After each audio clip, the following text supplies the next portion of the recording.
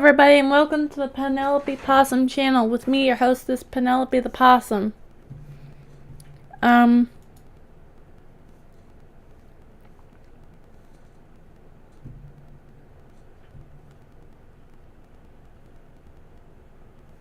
it is.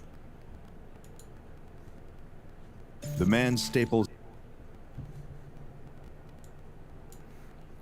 As you see, we've got quite the assortment of Dr. Bob videos to enjoy on this lovely, spooky, scary Saturday.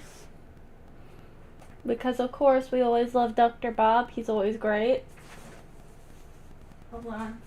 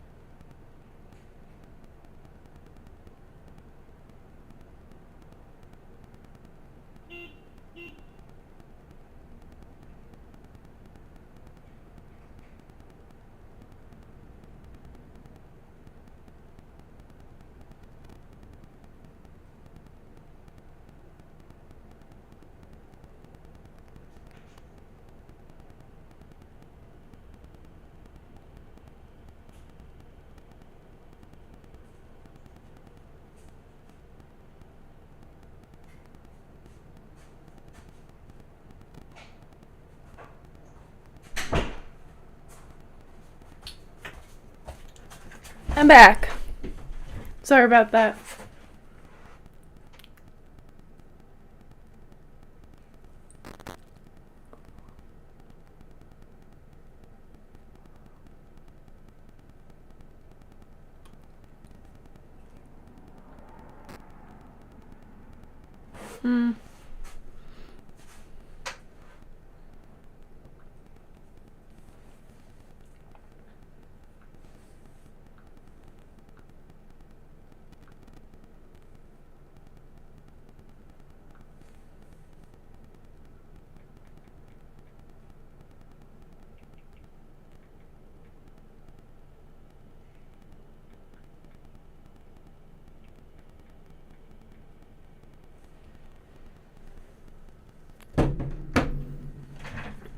Anyways.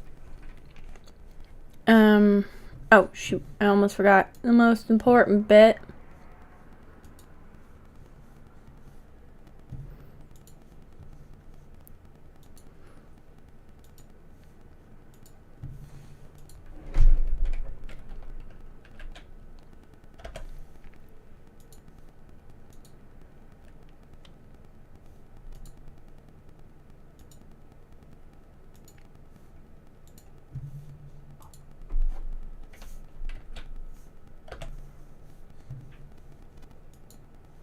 Hello.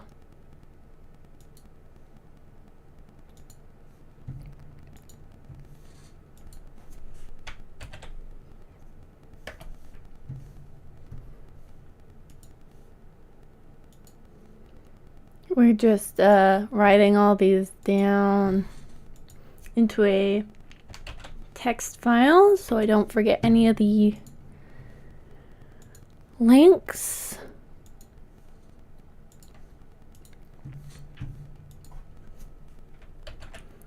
Today we've got 5 Dr. Bob videos. Mostly because we haven't done this in a while.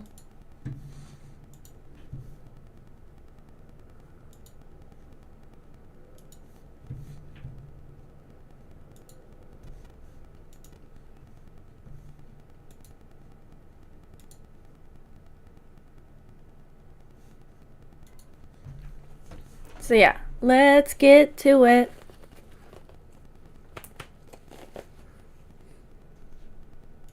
The man staples a missing poster to the telephone pole, his hands shaking. It's one of hundreds he's put up today, and to the untrained eye, it raises a frightening question. Why would someone be putting up a missing poster with his own face on it? The most important person in the world to this man has vanished without a trace. No phone call, no note, not a single shred of evidence, just gone. In due time, this man will find the person he's looking for, but in a way, he'll wish he hadn't. Okay. But to solve the mystery, first yes, the Bob we need man. to go back we to the love beginning. Bob. Despite being identical twins, the two brothers have always been as different can be. One has a talent for sports and athletics, the star of his Little League team as a child, and now an avid competitor in local marathons. The other prefers indoor activities like playing video games, reading, and drawing comics. One is an avid meat eater, and the other a vegetarian since the two went on a field trip to a farm at 10 years old. They may have the same face, but their personalities, the way they dress, and the distinct lion tattoo on the athletic twins' arm guarantee that no one could ever confuse them for one another. But their differences haven't... I mean, that's kind of usually how identical twins work. Like, they're not exact opposites all the time, but they are their own people. They just happen to look alike.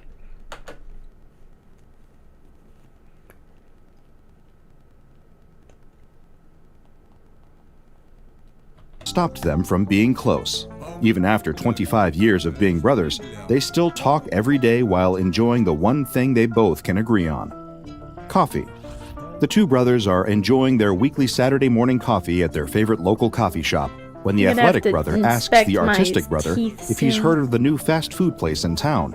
It's a burger joint, and apparently they're giving away free meals as part of a promotion to celebrate their opening and bring in new customers. The athletic brother intends to take advantage of the deal later that day when he grabs lunch. The artistic brother isn't particularly interested, but asks his brother to let him know if the fries turn out to be any good. They finish their coffees, go their separate ways, and the artistic brother thinks nothing more of it.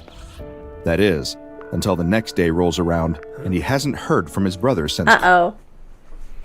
So the athletic brother has gone missing, and the last place he was known to be is a restaurant.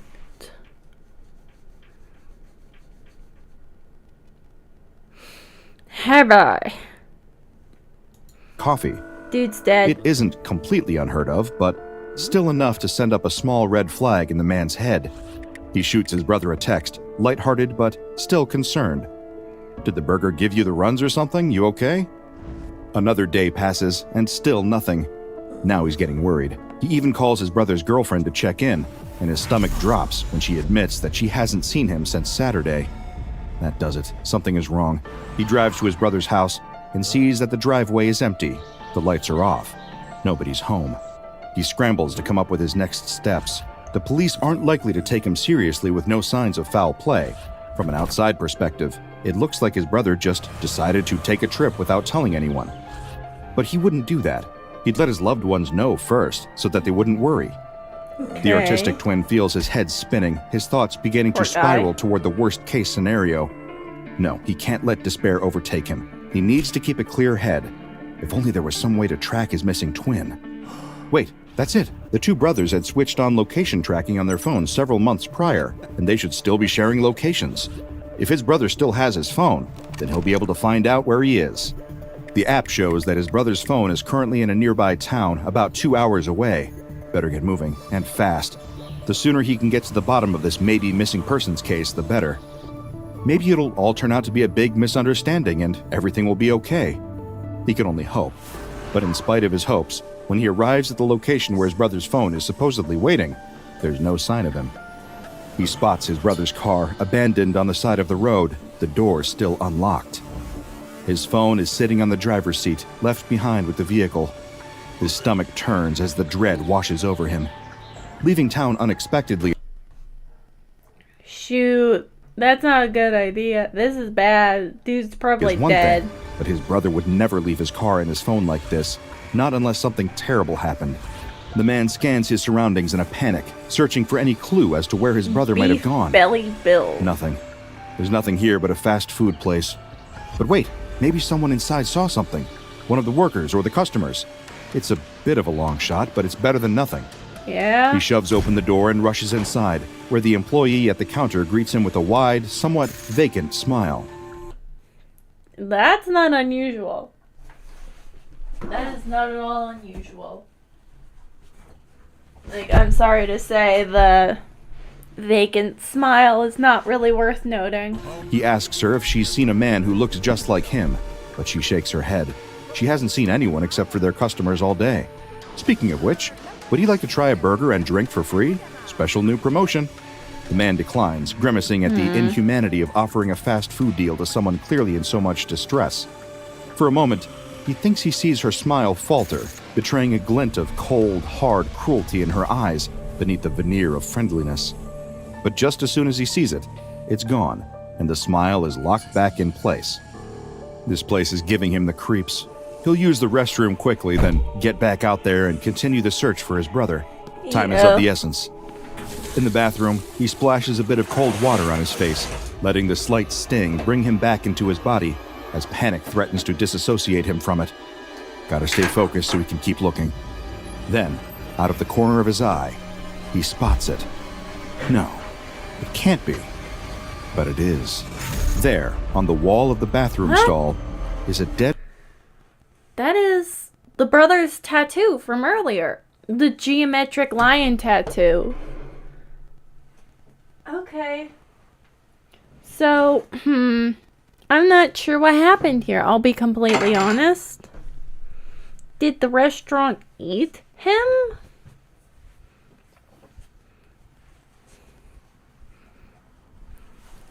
This stinks of fey trickery. Dead ringer for his brother's lion tattoo. It's faded, barely noticeable, but it's definitely there. He calls the police, but there's nothing they can do. After all, there's no way to definitively tie his missing brother to this fast food restaurant. A lion design and a free burger are hardly enough to build a case, but he knows deep down that they had something to do with it. And he isn't the only one. His case catches the attention of the SCP Foundation, and they began looking into the restaurant chain. They even assign it an official designation, SCP-2789. SCP-2789 is a fast food restaurant franchise by the name of Beef Belly Bill's. It serves lunch and breakfast, and each instance of SCP-2789 includes fully operational fryers, grills, soda, and ice cream machines. Whenever an instance of SCP-2789 first... But are the ice cream machines functional? appears, it will integrate itself into nearby plumbing and electrical lines by extending pipes and wires that connect themselves to the nearest system. This is not the only strange thing that happens whenever a new Beef Belly Bill's opens, but you probably gathered that from context clues. When an instance appears, there will be at least 4 staff members inside. Though these staff appear to be human, they cannot be removed from the premises even by force and will refuse to leave even after the restaurant has closed for the day. When an instance of SCP-2789 is destroyed, the staff will dissolve into piles of tissue and bodily fluids. Ew. This may sound gruesome, but it is far from the most disturbing aspect of SCP-2789. Oh, The really? true horror of SCP-2789 revolves around the promotional deal that 30 random people in the proximity of the anomalous restaurant will be selected for each year. The process by which these individuals are chosen is still unknown, but each of them are offered a free burger with their choice of drink. It sounds a bit too good to be true, and that's because it is. After several There's- missing persons cases were linked to There's no such thing as a free lunch, kids, no matter what. Someone pays for it in the end. Beef Belly Bills, specifically regarding the victims receiving this promotional deal, the Foundation assigned agents to monitor the activity at several of the restaurants. When an individual was selected for this deal, hey, an the agents would track their SCP-999 whereabouts plushie and in the monitor their background. condition from a distance. The first few people offered the deal declined it, and nothing of note happened. But then, one individual, a middle-aged woman in Northern California, accepted. 5 hours after consuming her burger and soda, she left for home, got into her car, and drove to a city over an hour away. She seemingly had not planned on this trip ahead of time and was seized with a sudden, inexplicable urge to drive to the city. Foundation agents would later note that the city she drove to did not have a local Beef Belly Bills franchise. At the time, that didn't seem relevant, but the significance of this detail would soon become tragically clear. The agents watched as the woman exited her car and walked to the corner of a busy street. She suddenly clutched at her chest and collapsed to the ground as if from a heart attack. Oh, I see As what's for what- happening. I see what's happening. Okay.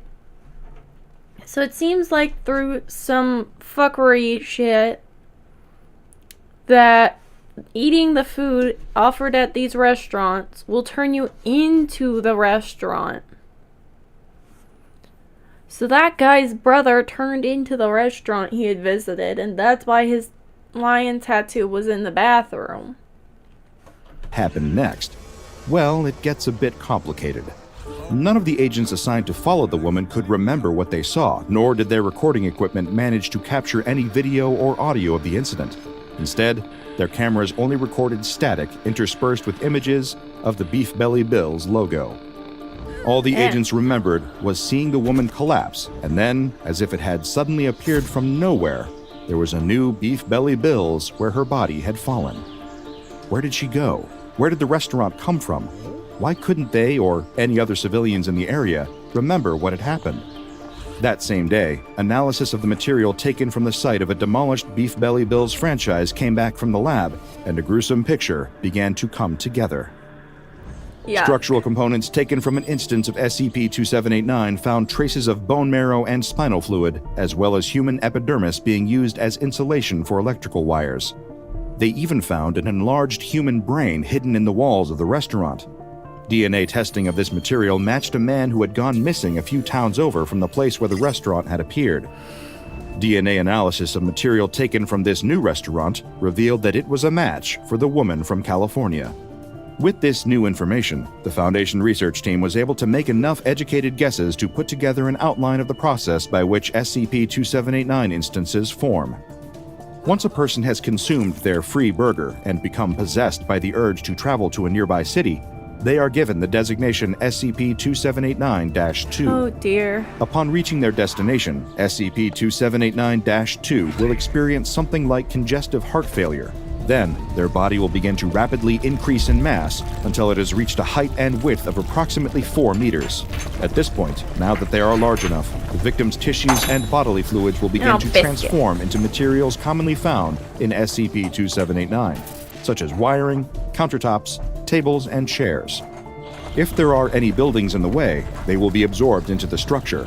Some of the buildings that SCP-2789 has been observed to bond with have included grocery stores, churches, gas stations, and libraries. The brains recovered from SCP-2789 instances still give off electrical impulses, indicating Oh, that the humans transformed into these No, that's awful.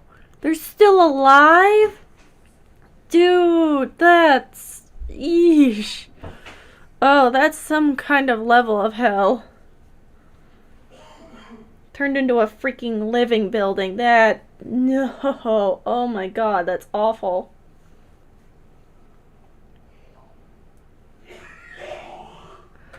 Holy restaurants may guacamole, still Batman. be alive.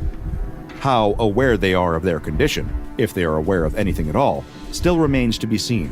We'll hope... It is uncertain where the staff inside of the restaurant We'll hope for our own sanity here. Let's just imagine they're completely unaware of what's happening to them or what has happened to them, and they're just in a nice dream. They're dreaming about puppies and kittens and duckies and all that nice stuff. Just so my brain doesn't break today. restaurants come from, though analysis of the organic material they leave behind upon destruction of the building always matches the DNA of the rest of the structure. Following the initial discovery of the anomaly, the SCP Foundation began tracking SCP-2789 activity.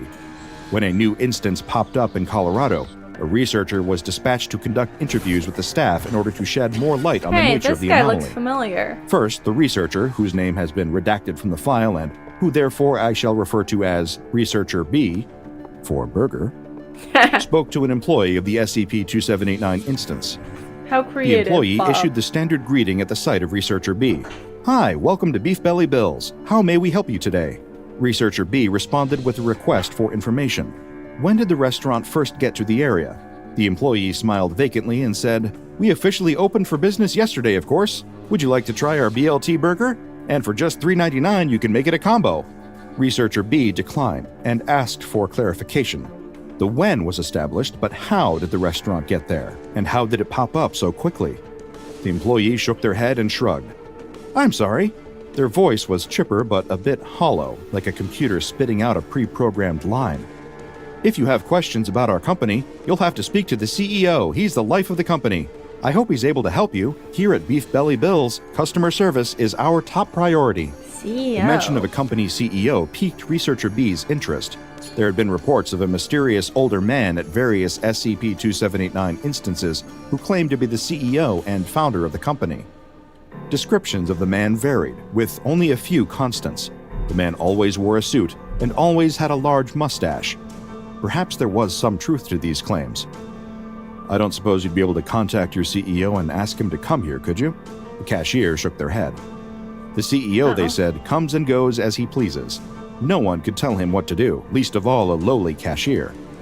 As Researcher B was preparing to leave, the cashier called out to him. "Oh, I almost forgot to ask. We have a special offer today. Would you like a free burger with your choice of drink?" Researcher B had been looking into SCP-2789 long enough to know what that meant, and to know what would happen if he ate that burger. He refused the offer and prepared to exit the building. As he did, the cashier became distressed, face turning red, and shouted at Researcher B for being ungrateful for not accepting his gift. But who was Who was he? Were they referring to Researcher B or to this legendary CEO and founder? They couldn't be certain, but Researcher B had his own personal suspicions. 30 minutes after the interview was conducted, Foundation operatives raided the SCP-2789 instance and evacuated God, all could you customers. imagine, like, just sat down in a restaurant you've never seen before, but looks good enough, right? Like, just a random fast food burger joint. Then all of a sudden, military-looking guys bust in and tell you to get out. That would be crazy. The employees refused to leave, and when some operatives attempted to remove the employees by force, they vanished and reappeared in the restaurant's kitchen. With no other option, the That one's Foundation here looks proceeded like with the lettuce. demolition process, Well. destroying the building, but not before grabbing the burger and drink previously offered to Researcher B for testing. After the building was destroyed, the food and drink samples were tested and found to contain traces of human blood, mucus, and bone marrow in both the sauce of the Ew. burger and the drink itself. Though they had not gotten much Gross. information on the nature of SCP-2789, the Foundation had learned something. Whoever the mysterious old man designated SCP-2789-1 was, the staff answered to him. He could be in charge of the whole operation if he truly was the founder. Agent R stands for redacted, just a bit of Foundation humor, traveled to an SCP-2789 instance in Washington to attempt an interview with the founder, perhaps the famous Beef Belly Bill himself. Agent R found the mustached man sitting at a table inside the establishment, drinking a milkshake. When asked for an interview, he agreed. Agent R asked the man to detail his involvement with the anomaly. He responded, "I'm the CEO of this fine company. Beautiful, isn't it?" Agent R couldn't quite bring himself to agree. He was, he replied, not a fan of the way the restaurant franchises were being constructed. You know, sacrificing innocent human lives and warping their bodies into organically derived fast food restaurants. The founder laughed at this and said, "Well, I'm afraid to have a successful business in this day and age, you'll have to make sacrifices. Okay. I expected someone from your foundation to know that." Agent R What? made sure to keep his face stoic, but privately, he was shocked. How did this man know about the Foundation? More Uh-oh. importantly, what did he know about it? He deflected the comment, keeping the focus on Beef Belly Bills. The founder went along with it. "Oh, of course. Here I was sitting in my office one fine day and I thought, what if I could increase the number of restaurants in my business at no cost and increase production also at no cost? Sure, there are some morally or ethically questionable things. Here, Agent R interjected, raising his voice. The deaths of hundreds just to increase production? The founder cleared his throat loudly to cover the sound of Agent R's voice, then continued speaking, chest puffed out with pride. But ultimately, it's all worth it to increase my business. Wow. Every person who accepts my gift is a...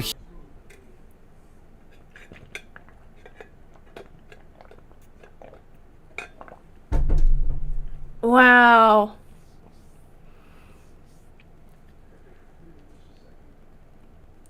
That's crazy, dog.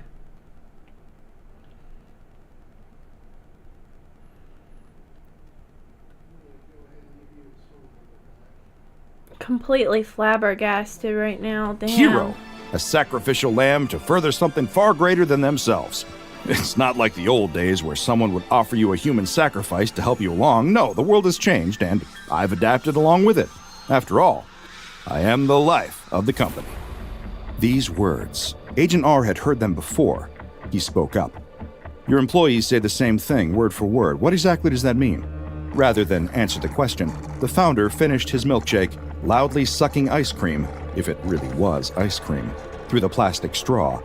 When he was finished, he gave Agent R a wink and simply said, "That's a company secret." Then he stood up, tossed his empty cup into a trash can, and excused himself to go to the restroom. As soon as he was alone, Agent R called for MTF Unit Chi-17 to come and detain SCP-2789-1. Yeah. However, Makes me when not the want unit you arrived on the either. scene, the founder was nowhere to be, well, found.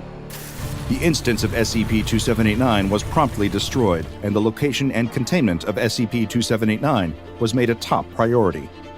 They couldn't be sure why he knew about the Foundation, but they needed to find out as soon as possible, and by any means necessary. Any instances of SCP-2789 that are discovered must immediately be destroyed in order to prevent them from spreading. The aforementioned MTF Chi-17, Cross Country, is assigned to locating instances as soon as they pop up. They accomplish this by monitoring social media and other available mediums and searching for any signs of SCP-2789. At this moment, the Foundation has still not been able to contain SCP-2789-1, but members of MTF Chi-17 have been advised to attempt to contain him whenever the opportunity arises. A standard humanoid holding cell has been prepared for the occasion, though I have my doubts about its ability to hold this mysterious fast food mogul. I don't mean to cast aspersions on the research team and their choices, but everything I have observed about this man indicates that he does not abide by the laws of nature, nor should he be assumed to be the ordinary man that he appears to be. Yeah, okay, so my thought here is that this guy is some kind of god. Why do I think this?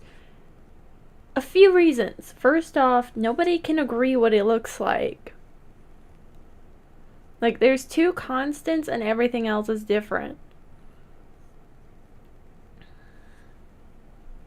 Kind of sounds otherworldly and godlike to me.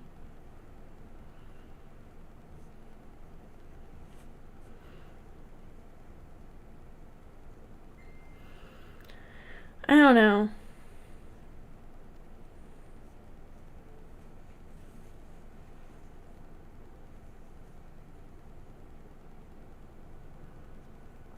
I think he's some kind of old god from like ye olden days of like Zeus and them.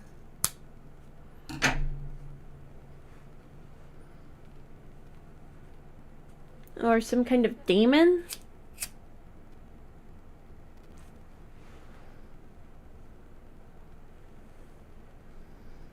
Whatever he is, he needs human sacrifices to continue living, I guess.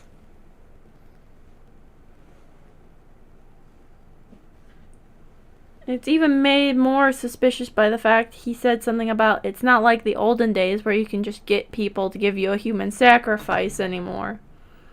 Implying people are giving him human sacrifices before, like the deities of old, like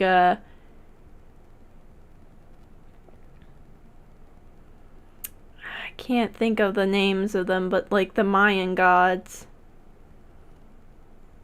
Burger Demon, Lel, yeah.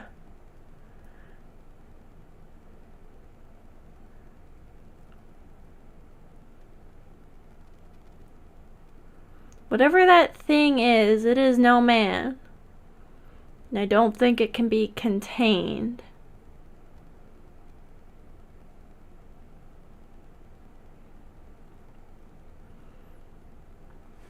When reading the interview with SCP-2789-1, I was struck by the man's mention of human sacrifice.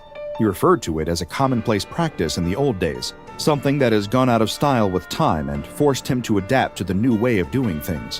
While it is obvious to anyone paying attention that this man is no ordinary fast food mogul, I have been developing my own personal theory regarding his true nature. He is an elder god of sorts, to borrow That's the what I was language of thinking. cosmic horror, an ancient, powerful being that requires human sacrifice in one form or another. Once they were offered to him. Now he hunts them with an offering of a free meal, transforming their bodies into tools to spread his influence across the nation, and perhaps the world. I don't know where Beef Belly Bill, as I've taken to calling him, came from, nor do I know what his grand design is, if he has one beyond endless continuous growth at the expense of countless human lives. I only know that he cannot be allowed to continue unchecked. Somehow he must be stopped.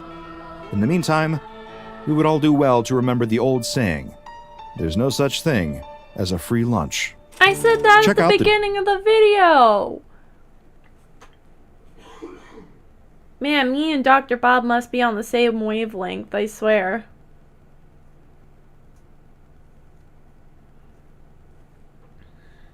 Dr. Bob Patreon and become a junior researcher today. Now go and watch another entry from the files of Dr. Bob, like SCP-1352, Sentient Dust Devil.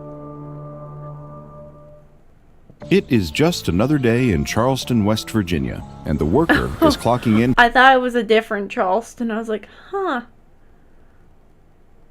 No, West Virginia. I shouldn't be surprised. There's probably multiple Charlestons throughout the United States. for Like his there's shift at the multiple chemical factory. Hollywoods. As he slides his punch card, hearing the click that signifies the beginning and end of most of his days, he lets out a sigh of Oh, it's resignation. an old. This isn't time-keep really the life machine. he had imagined for himself as a boy, but it's a union job, and the pay isn't bad, so it's all worked out okay in the end. He doesn't love the smell, but there are worse jobs out there. It does get a bit monotonous, though. The same old thing day in and day out. Nothing ever changes around here. At least, nothing ever changed until now. As he walks to his usual station, the worker stops and does a double take. There's a workplace safety poster pasted in the entryway, one that he's seen every workday for the past 5 years. In all that time, the text never changed, but today, SC different. in West Virginia are the reminder only to really always wear prominent safety ones? goggles and gloves has vanished, replaced with an illustration depicting a bowl of fruit. The text Bowl now of reads, Fruit? the recommended daily amount for vitamin C is 75 milligrams a day for women and 90 milligrams a day for men. Make sure to eat your fruit, it's yummy too. The worker pauses for a moment, squinting in confusion. That's odd. Management has never given dietary advice before, seems strange to start now. But maybe there's some new employee health initiative he doesn't know about. He shrugs and continues inside. But I predict this man's going to wish he never hoped for any kind of change in his daily work life. as he enters the factory, he realizes right away that something is wrong. No one is working. None of the machinery is operating. Uh-oh. Everyone is just standing around, speaking feverishly to one another. He taps one of the other workers on the shoulder, asking what everyone is so upset about. The man explains that one of the machines stopped working, so they tried to perform a repair, and when they opened it up, well, it'll be easier just to show him. When the worker's eyes fall on the Something open tells me this machine, is all he about can scarcely food. believe what he's seeing. What was once a collection of metal parts, wheels, they all and have gears donuts on performing them. specialized functions is now cubes of Swiss cheese and Whoa, slices that looks wicked. of tomato. What is this? Some kind of joke? No one at the factory is willing to confess to playing the bizarre prank, one that will cost them all a day's worth of pay if it isn't fixed soon. One worker runs to grab the manual for the equipment, but when he brings it over to the crowd, they find that all of the diagrams regarding the machinery are gone. Instead, the book is filled with nutritional information, recommendations of achieving a balanced diet, and a collection of 20 simple and healthy weeknight recipes. While that might be 20 simple and healthy weeknight recipes. That sounds nice. useful for someone trying to make a vegetable lasagna, it's pretty much never mind vegetable worthless lasagna. for the Gross. situation at hand. The workers at this chemical factory don't know, but the same phenomenon is afflicting factories all across town.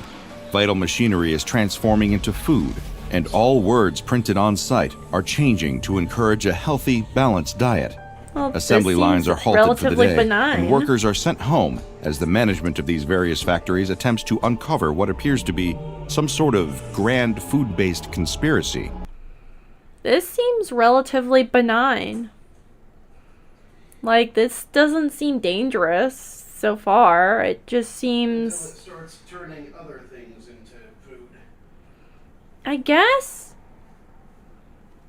It's very odd just to start off with. But for now, it's just turning machines and non-living objects into food and promoting healthy eating? I'm just waiting for the other shoe to drop. No one can pinpoint just what is going on.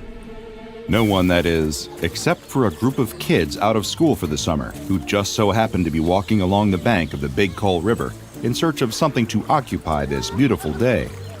While the factory workers are panicking and scrambling for answers, this group of kids suddenly smells something delicious. The aroma wafts along the water, coming from somewhere just around the river bend. Curious, and with grumbling stomachs, the kids follow the smell until they spot its source. A man, or something shaped a bit like one, made entirely from macaroni and cheese. At first, the kids aren't quite sure what to make of this figure. On one hand, they love mac and cheese. But on the other hand, all of their parents have warned them about stranger danger before. No one ever prepared them for the possibility of a stranger made from their favorite food. They're about to give up and run away, writing the whole thing off as some sort of strange lunchtime fairy tale, when the mac and cheese man speaks. "Hi there, kids. Mac and cheese is pretty good, huh?" The kids don't answer, staring in wide-eyed silence. Oh, He takes what this the silence as an heck? invitation to keep talking. "But when we have mac and cheese, it's important for us to make sure we eat our veggies too. Isn't that right, Mr. Broccoli?" He turns and faces the water, staring expectantly. After a moment of silence, something breaks through the surface of the water. Something green. A sea monster? The kids scream, backing away. "Don't be afraid. It's good for you. Look!" As the figure emerges from the water, the kids realize that it isn't a monster after all. Oh, it's a figure broccoli made guy. entirely out of broccoli. The broccoli man opens his mouth to speak, but water pours out instead. He clears his throat, then tries again. "Hey there, don't be scared. It's very important to eat your vegetables." The broccoli This- man walks This whole thing reads like a very strange after-school thing. Like, this feels very much like an after-school special gone terribly wrong. toward the mac and cheese man and climbs onto his shoulders as the kids watch, dumbfounded. They hear footsteps coming from behind them and turn to see even more piles of food shaped like people. One looks like applesauce, and one looks like peanut butter. One of the kids lets out a blood-curdling shriek at the sight.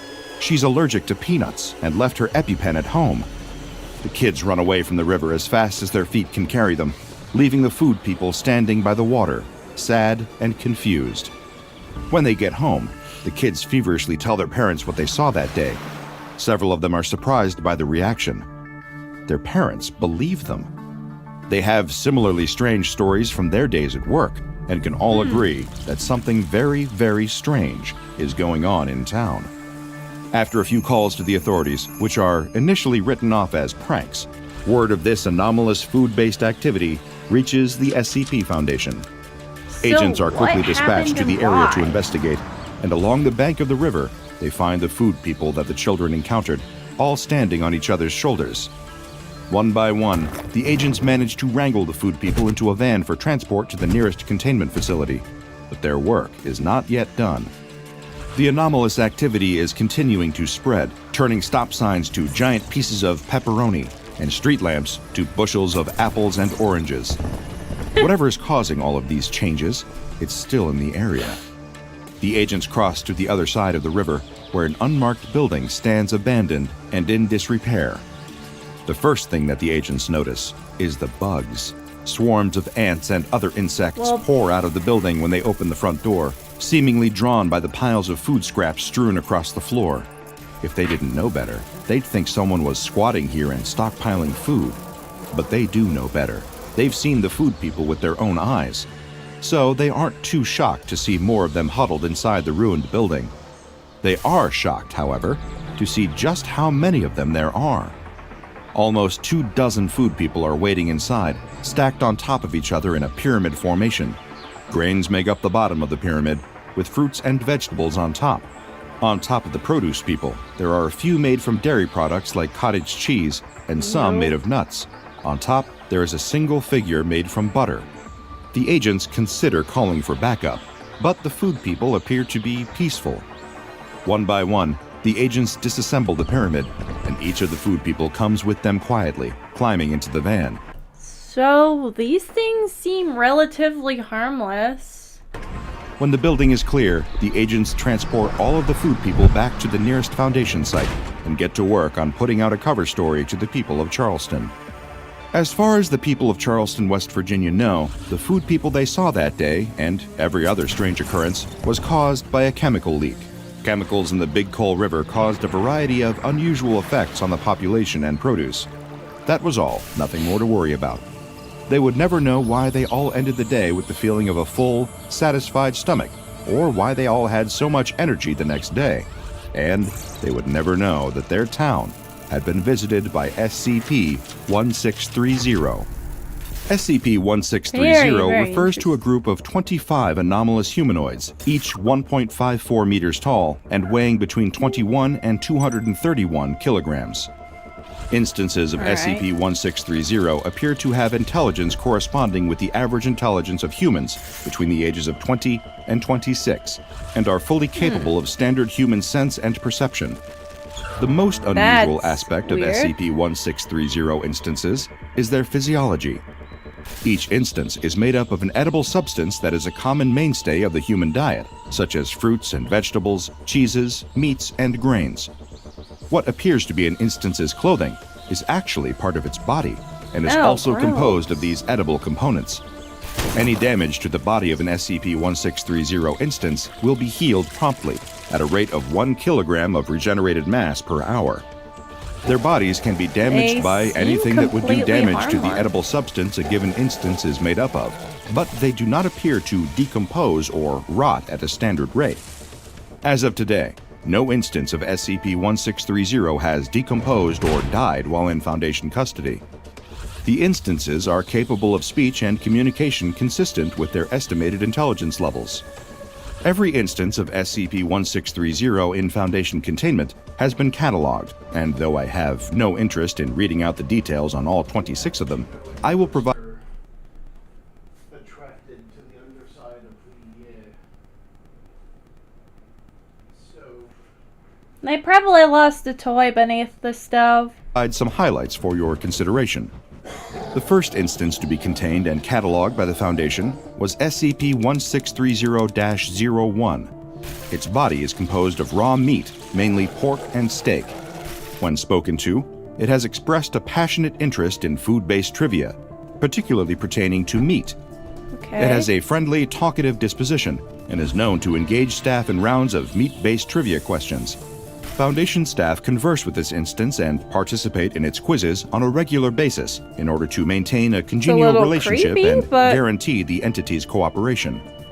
SCP-1630-0.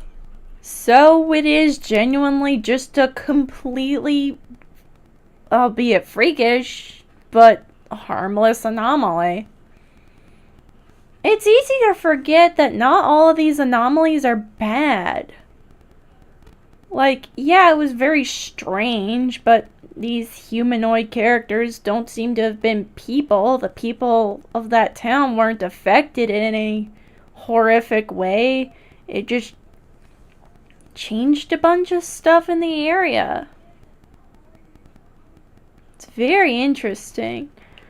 We haven't had a completely, like, I wouldn't say completely harmless, but mostly harmless SCP in a while. 06 is a being constructed from baked beans, held together by Baked joints made from beans? pulverized beans to fill in the gaps.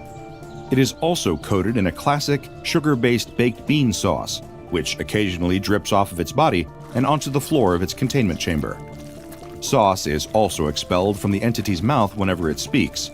This sauce buildup resulted in an infestation of ants in its original containment cell, forcing the Foundation to bring in an exterminator to clear the area. As Hi, it turns Dale. out, my mother was right to chide me for leaving food in my bedroom growing up. That is, in fact, how you get ants. SCP-1630-06 has been moved to a new containment chamber, which is cleaned regularly to make sure that the insect infestation will not spread or repeat itself. SCP-1630-08 is constructed entirely out of apples. Most of its body is made up of apple slices held together with applesauce. Its clothing is made from strips of Okay. apple peel in various colors, primarily red. Notably, the apple slices making up the entity's body have not shown any signs of the usual browning characteristic for sliced apples exposed to air. Whenever spoken to, SCP-1630-08 makes heavy-handed references to the expression, "an apple a day keeps the doctor away."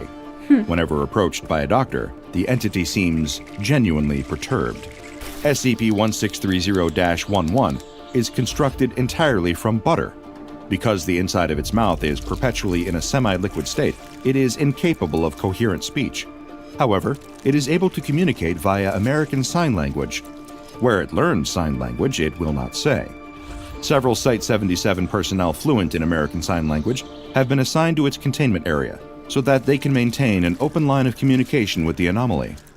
SCP-1630-13 is made of oatmeal, clumped together into a humanoid formation. Strangely, it is always emitting a small amount of steam, as if the oatmeal has just been freshly prepared. Blech. Foundation staff Oatmeal. who have skipped breakfast are not permitted to interact with SCP-1630-13, just in case. Requests from this entity for honey, maple syrup, or a sprinkle of cinnamon are to be rejected for obvious reasons. SCP-1630-15 is made up of garlic slices, and its clothing Ooh, is garlic constructed from slices, strips of garlic woven together. Unlike other instances of SCP-1630, it has no sense of smell. The same cannot be said for personnel assigned to right. its containment chamber, Slices of though I'd garlic. wager a guess that they wish they had the same affliction. Though several staff have recorded becoming nose-blind to it over time, as well as expressing gratitude that they are not assigned to look after an instance made from an even more pungent foodstuff. If you share the same propensity for morbid curiosity as I do, you may be asking yourself, do these beings ever sample their own wares, so to speak? As far as I can ascertain, most of them do not, but there are exceptions. One of these exceptions is SCP-1630-22, which is composed of cottage cheese. Ever since it was first contained, SCP-1630-22 has been observed consuming small portions of itself on a regular basis. It isn't much, usually only a finger here and there, or a small chunk of its arm. When asked about this practice, it simply explained that it enjoys the taste, and the process does not hurt. Still, this habit was cause for some concern on the part of the Foundation, and personnel have been assigned to monitor SCP-1630-22 to ensure that it does not accidentally eat a bit too much of itself and accidentally self-terminate in the process. As far as I can tell, this is the only instance of SCP-1630 that has been observed participating in this sort of auto-cannibalistic activity. But I hesitate to declare that for certain, given how little we understand these entities. I do have to wonder what could be so appealing about cottage cheese, though. I never feel the impulse to snack on cottage cheese, and I wouldn't even have to sacrifice a finger to do so. But I'm getting off track. Where was I? Right, yes. SCP-1630-24 is made up of peanut butter, specifically the crunchy variety. I imagine a being made of smooth peanut butter would have a bit more difficulty moving and speaking, but the anatomy of these entities is so confounding that I can't say for certain. This instance of SCP-1630 is known for cracking jokes and speaking in non sequiturs. When asked about its sense of humor, notably more present than in other instances, it replied, "I guess I'm just nuts." Aside from accidentally sending a staff member into anaphylaxis during containment, promptly treated with an EpiPen, SCP-1630-24 I mean, has it's made of caused no peanut notable butter. issues. Anybody who's allergic to peanut When butter more is than in 3 danger, instances but of SCP-1630 are in the same room, they will begin to climb on top of each other and form what I can only describe as a food pyramid.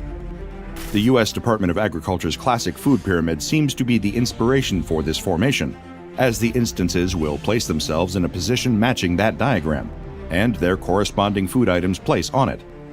How exactly SCP-1630 learned about the food pyramid remains to be seen.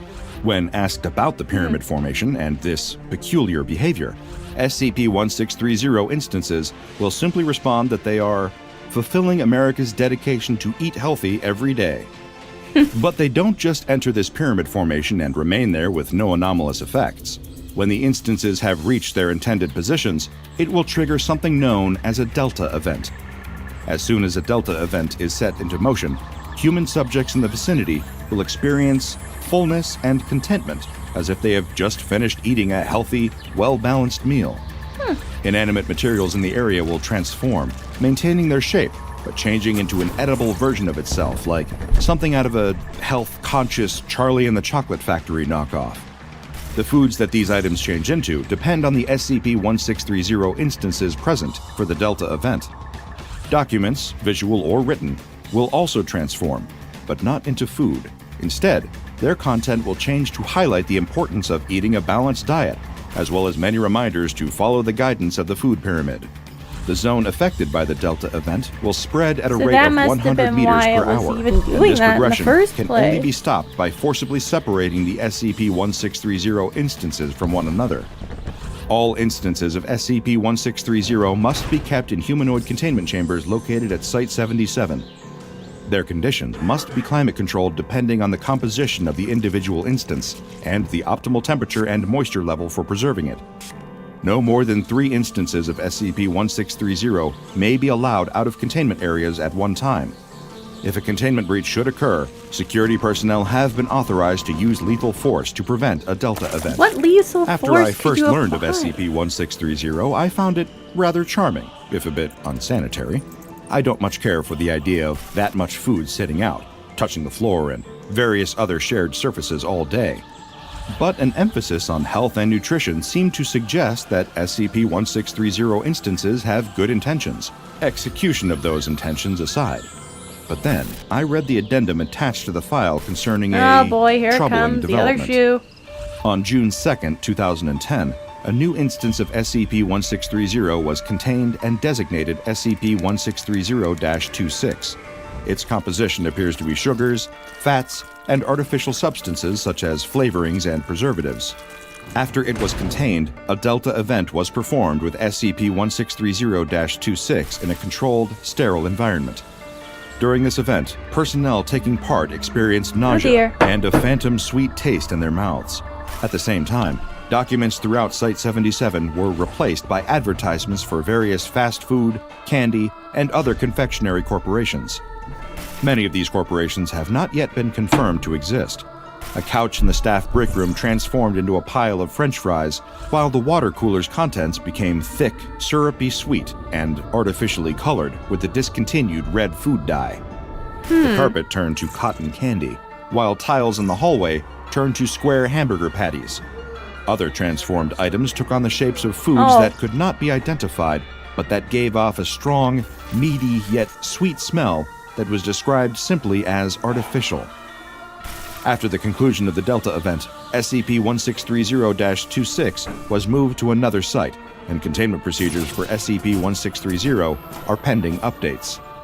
Since this incident, Site-77's medical staff have expressed concern regarding the elevated cholesterol levels of the on-site personnel, as well as a host of other health problems often attributed to poor diet and vitamin deficiency. Food and nutrition play a vital role in all of our lives. After all, without it, we would cease to live at all. But what forces might create such anomalous food-based beings? I can't wrap my mind around it. None of the instances will reveal where they might have come from, or who might have created them. Were they born inside of that chemical factory in West Virginia? Did their creator sell his technology to some corporation? Perhaps one of those advertised in the SCP-1630-26 Delta event. I don't know. I like how all of these SCPs in this one are like normal-ish looking humans, except for the one that's made of unhealthy shit. All I know is that I'm starting to get a bit peckish after thinking about this much food. Whatever they are, wherever they came from, SCP-1630 gives a new meaning to that old adage, you are what you eat. Check out the Dr. Bob Patreon and become a junior researcher today. Like all of them Now have go and very watch another normal entry from the humans. files of Dr. Bob, like SCP-2450, Teeth. It is a mild evening in Paris, France, and the sound of ticking clocks fills a modest church tucked down a less populous street. From the outside, it looks like any ordinary Christian Okay. church, but inside, it is quite different. Uh-oh. There are gears and cogs on the walls where stained glass windows Oh, might is this, ordinarily be Church placed, of the Broken and the God? altar resembles the inner workings of a massive clock. The ticking sound is coming not from any timepieces, but from the congregation themselves. This is a ceremony for I think this might be a Church of the Broken God.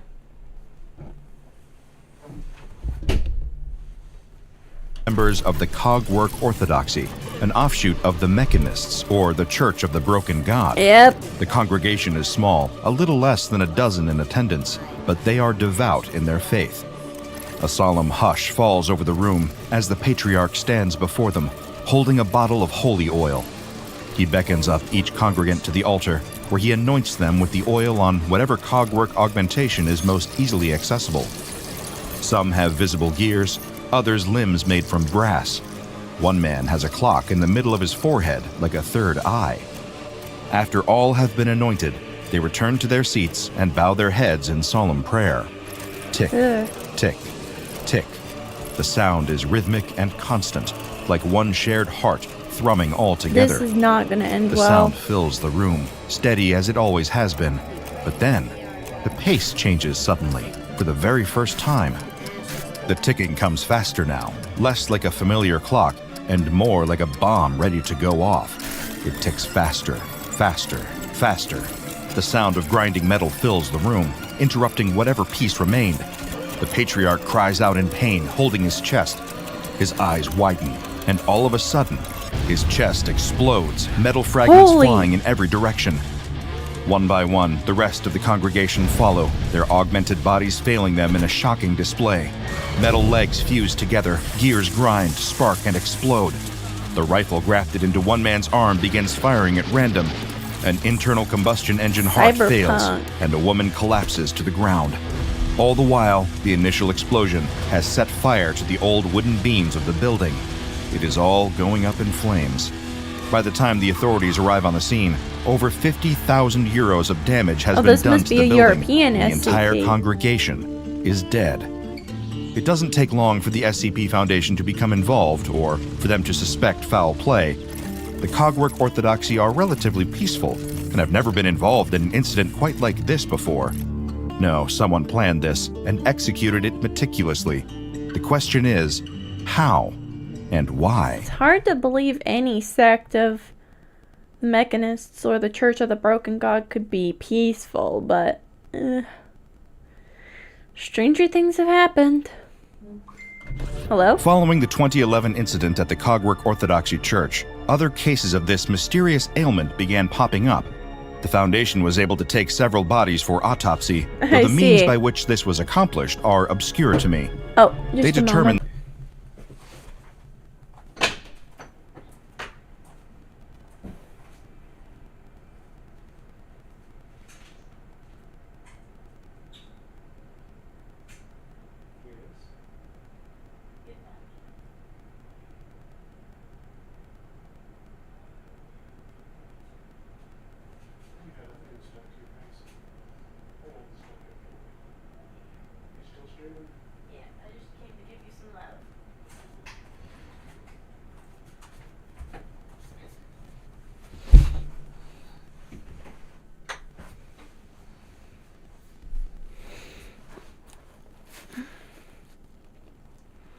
that the failure of the victims' bodies and augmentations was caused by a parasitic infestation. Somehow, they had all been dosed with the same contaminated material. But what was the link between these parasites and technological failure on a massive, deadly scale? The Dang. clues were scarce, and there was little to point the Foundation in the direction of motive or means, as dozens of deaths were reported. With little else to go on, the Foundation classified the parasites SCP-3859. Whatever their exact nature, they were like nothing anyone had ever seen before. That much was certain, even if nothing else was. They were able to interview a victim after all of the previous infected had died on the scene. Following one of the attacks in Lyon, a Maxwellist was kept alive long enough for the Foundation to conduct an interview. He was able to communicate via writing, but the state of his SCP-3859 infestation rendered him unable to speak, as it interfered with the function of his vocal processors. Rather than transmitting anything he wanted to say, they instead played a continuously looping message in French that translated to, You are nothing but an engine powered by ignorance. Forsake your superstition, your god of metal, your blind faith that has caused you to suffer. We have created the antivirus for your technological blight, the firewall to cleanse Europe of your influence. You are nothing but a flaw in history, and we shall cut you out. Vive la rationalité! Vive l'atheisme! The message continued to play until the subject's artificial pineal gland was destroyed, killing him. After this incident, the trail went cold for about a year. More cases turned up, but they brought no information. Then, a surprising development broke it all wide open, tipping over the first card that would bring the entire house down. In late 2015, French parasitologist Frédéric Lacroix was checked into the hospital after his pacemaker failed. While he was being examined, unusual parasites were found in his system. They had somehow eaten away most of his pacemaker, and it failed after 3 days of intensive care. But there was something that set Lacroix apart from other victims of the parasite that the Foundation was beginning to call SCP-3859. He was a staunch atheist. In fact, he was so opposed to organized religion that he had previously been arrested after fighting with a priest in his hometown of Orléans. So what, the Foundation wondered, made him the exception to the rule? Why did the parasites choose him as their first non-religious target? Surely his field of research being parasitology couldn't be a coincidence. They decided to dispatch a team to investigate more thoroughly. Agent Catherine Dubois led a mobile task force operating under the cover story that they were national police officers investigating Lacroix's death. They went to Lacroix's house, attempting to uncover any clues that might indicate his connection to SCP-3859. After Lacroix's widow granted them access to the house, they began a thorough search. In his bedroom, they uncovered a large book entitled The Holy Bible with commentaries by C.I. Schofield and a guide to Bible study. This struck them as odd, given his atheist leanings, and one of the officers picked it up. It was partially hollow and rattled when shaken. They opened the book and tipped its contents out onto the desk. This would prove to be a mistake, as the desk promptly burst into flames. It had been booby-trapped. Luckily, the task force moved quickly and was able to salvage most of the documents contained within before the fire could consume them. They also put out the fire without alerting the widow Lacroix. But when the task force reached the door, they found more officers waiting there. These strangers also claimed to be from the National Police, but the MTF smelled something fishy, and it wasn't the widow Lacroix making bouillabaisse. There was no way yummy. these officers were National Police. They held Rugers when the National Police were known to carry SIG Pros.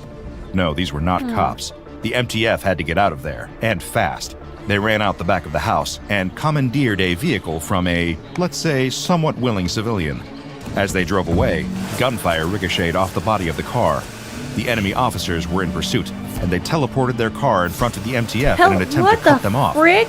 With the assistance of MTF Omega-5, the Jewelers, the task force was able to evade this enemy force. They were also able to connect the weapons and technology to an existing group of interest. They seemed to be affiliated with Rubus, or Recovery, Use, Velocity, and Inhibition of Singularities. A deeper look revealed Lacroix's true allegiance. He was a member of Saphir, a militant atheist organization dedicated to wiping out religious organizations worldwide. This was the French branch. The English branch is known as Sapphire.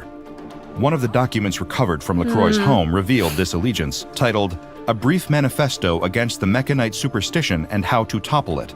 They described followers of the Mechanite faith as people who look human, but their hearts beat to the tune of clockwork, their breath is the humming of a computer fan, and their muscles bulge with carbon fibers, the likes of which we can only hope to develop. Some of them even go so far as to replace their pineal glands, an organ often associated with the superstitious world. The manifesto lamented the inability of Saphir pamphlets to deprogram Mechanites, people so devoted to their faith that they would change their bodies permanently. But this faith, in the words of the manifesto, would derive their doom. This is where the development of SCP-3859 comes in. In October of 2010, a Mechanite was found and disassembled by Rubis agents. Whether they were alive or not during this process, I could not determine.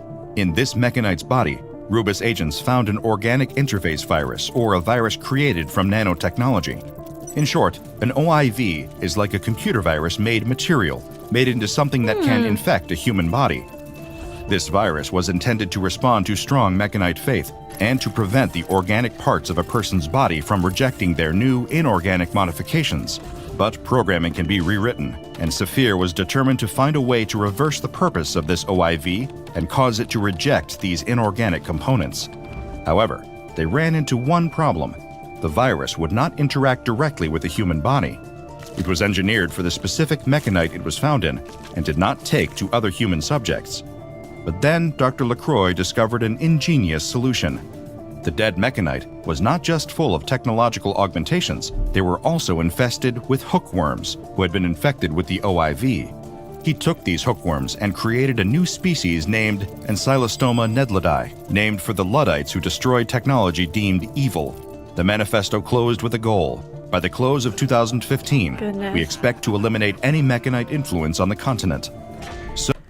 Well, it looks like, looks like this guy intended to kill a bunch of pretty harmless robot people and ended up killing himself. So Dr. LaCroix created SCP-3859, but he also wound up in a hospital bed, dying as a result of his creation. As one mystery was solved, another revealed itself. What went wrong?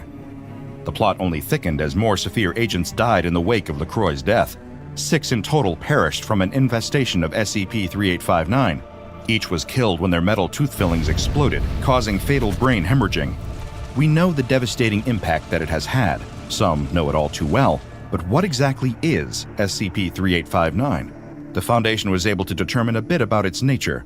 It is a microscopic parasite that has been infected with an OIV. This particular OIV results in nanotechnological augmentations to the parasite. It is in the same genus as Old World hookworm, but is hermaphroditic rather than dioecious, setting it apart from most hookworms. It also, closer study has revealed, appears to have been hybridized with tardigrade DNA at some point in the prior 200 generations.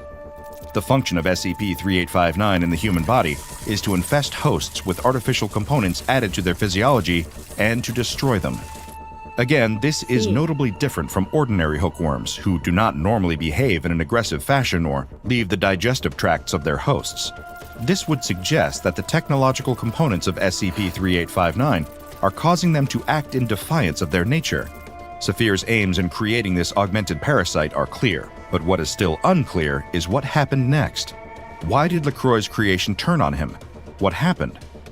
Well, when I first began looking into SCP-3859, it seemed we would never know for sure. But then, Saphir released a statement, along with some formally classified files. I'll save those for later. First, their statement, issued in December of 2015 to all Saphir agents. Effective immediately, all LaCroix hookworms in possession of Saphir are to be destroyed, and the program is to be discontinued. They are acting indiscriminately, affecting atheist and super... Yeah, they're a parasite. What the freak did they expect? Those only gonna feast on specific people? It's a parasite. Parasites are not discriminant. A parasite will parasite anybody. Superstitious alike. 20 have died from infestation, including LaCroix. LaCroix was a traitor and a mechanist. His rank is stripped, and his name will be wiped from our history. The statement is intriguing and includes some bold claims. the Foundation was not able to find any information linking LaCroix to Mechanism or anything indicating him as some sort of double agent. Therefore, I was thrilled when a former Rubis agent was able to help the Foundation decipher LaCroix's original journal entries, eager to see what light they might shed on the whole matter. Nothing could prepare me for what I learned. Saphir's assertions about LaCroix were wrong, and the truth was so much stranger than anyone could have anticipated, even the SCP Foundation. In his writings, Dr. LaCroix referred to the parasites as his children, an impulse that, though unsettling, I can sympathize with. It is a lonely business locked away with only one's research for the company. His aims with that research, however, I am a good deal less sympathetic to. Using research on the crucifix protein, a protein supposedly found in the brains of the devoutly religious, he modified the hookworms. Whenever they detected the presence of this compound, the parasites would become aggressive and highly destructive. They would seek out anything unnatural added to the human body and tear it apart with gusto. As a test subject, he selected the congregation of a church, one of whom was known to have a pacemaker. A friend of LaCroix's, hiding in plain sight amongst the clergy, spiked the communion wine with parasites on St. Valentine's Day. The experiment was a success, from LaCroix's perspective at least. One poor parishioner dropped dead of a broken heart that Valentine's Day, or at least of an overloaded pacemaker. The next documented experiment was the fateful day of the Cogwork Orthodox service in Paris, the day that the Foundation first discovered the existence of SCP-3859. LaCroix slipped his children into the holy oil, and there were no survivors. On October 12, 2012, Dr. LaCroix received word from Nova Scotia that one of his Saphir colleagues had died. The cause of death? His teeth exploded, and there were signs that the hookworms had made their way into his system. He had been placed there as an aide to a cardinal, while reporting back to Saphir in secret. LaCroix theorized that he had begun to develop a sense of faith, and thus his death was his own fault. By June 17th of the same year, there were no more mechanists left in central France. Sure, a few fringe believers remained scattered through Paris, but most sects that had previously held a strong presence there either fled the country or simply perished. Dr. LaCroix considered himself victorious, but the bodies had not yet finished piling up. By May 4, 2014, 10 people who worked alongside Dr. LaCroix on the project were dead. Autopsies revealed that all of them had the hookworms in their systems, and they had all recently been in contact with mechanites.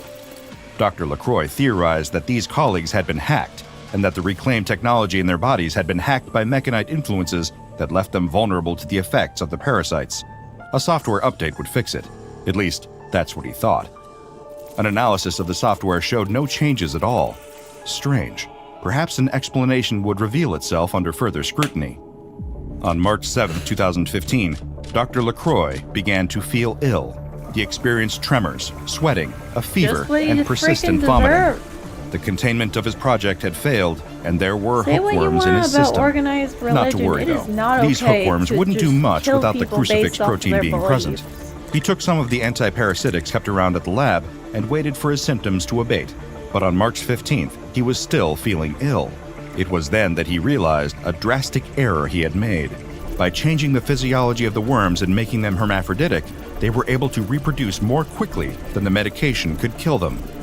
He checked himself into the hospital for more thorough treatment. After 5 days, the infection had been effectively addressed, and he was ready to recuperate and get back to work. But again, the situation was far worse than he realized. On March 23rd, Dr. LaCroix was working at his desk when he suddenly collapsed to the floor. His heart was seizing up, skipping beats at a time. It was his pacemaker, he realized. Its battery was running out. He would need to go to the hospital as soon as possible to have it repaired. But before he did, he decided to perform a few tests on himself. He took a sample of his blood and analyzed it. What he saw should have been impossible, but nevertheless, there they were. Crucifix proteins in his blood, the blood of a staunch non-believer. The worms were feasting. Somehow he had been poisoned with extreme faith. There was no going back. He was going to die at the hand of his own creation. He checked himself into the hospital and was informed by his doctors that there was nothing wrong with his blood except for the parasites present there. His pacemaker, on the other hand, was severely damaged. Its wires had been severed. Dr. LaCroix knew that the hookworms were the culprit and that he had a week left to live at most. But how had the crucifix proteins made their way into his blood? Had someone somehow injected him with a contaminated sample? But no. As much as he wanted to believe that, He knew it was something else. He had examined other blood samples that he kept around the lab for emergency transfusions, samples from dozens of his colleagues. Every single one of them contained the crucifix protein, and it was naturally occurring. No evidence of tampering. There was only one remaining explanation. His ultimate entry I will simply quote verbatim, and let his dying words speak for themselves. The doctor says there's nothing wrong with my blood other than the parasites, and my pacemaker wires have been severed. I maybe have a week left. I feel as if I am committing treason while writing this. I tested samples I keep in my lab for emergency transfusions. All of our blood has the crucifix protein, and it's occurring naturally. We have failed. In our quest to make the world a reasonable place, we have made it a crusade. Saphir is a cult. Atheism is a religion. God help us. Though its use has decreased since 2015, there are still active instances of SCP-3859 on the European continent. As a countermeasure, anti-parasitic drugs have been introduced into the water supply of France and its surrounding nations. A new EU regulation was also lobbied for by several Foundation companies, increasing food safety standards for items such as Eucharist wafers and other consumables used in religious ceremonies. Any Foundation personnel believed to have been infected with SCP-3859 must be administered a cocktail of antiparasitics and anti-OI viral drugs. The exact makeup of this cocktail may be accessed only by approved Foundation medical personnel. Over the course of my time researching the outskirts of the known world, the places beyond our imaginations, I have come face to face with hundreds of belief systems. Some are off-putting, others comforting, and all of them alien to me. The one constant I have seen again and again is this: extremism, the sort that seeks the elimination of all its opponents through whatever means necessary, always sows the seeds of its own destruction. It seems that Dr. LaCroix sowed those very... The investigator can't believe their eyes. The months of searching, the hours... Well, we'll do the other two on a different day.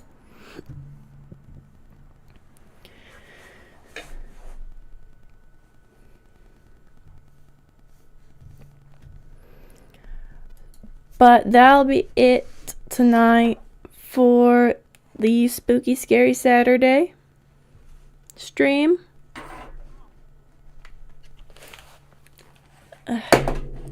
Starting to hate wearing headphones. I really am. Starting to consider investing in a nice pair of earbuds because headphones are just really heavy.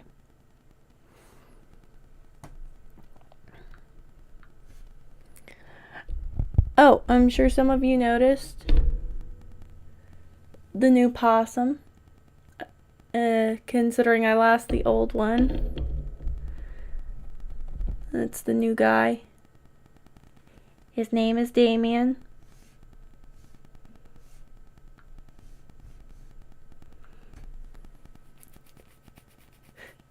I'll keep an eye out for food, people. You guys keep an eye out for Big Belly Bill's Burger Place, or whatever it was called. Till next time, Tuesday. I'll catch you Tuesday.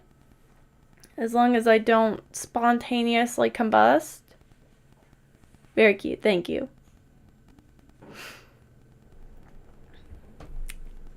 Till next time, stay out of the engine compartment of cars, stay out of traffic, stay out of the walls, stay hydrated.